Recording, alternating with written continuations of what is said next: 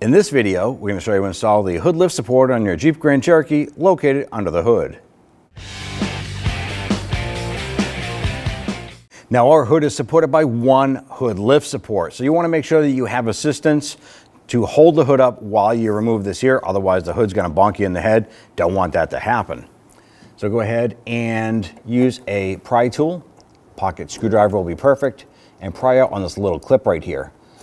You're going to pull this out towards you and disconnect it. It's a ball on socket design. Socket here, ball on the hood. And then if you follow it down to the bottom side, it's going to be the same thing down here. Go ahead, pry out the bottom there. Snap that off. Set that aside.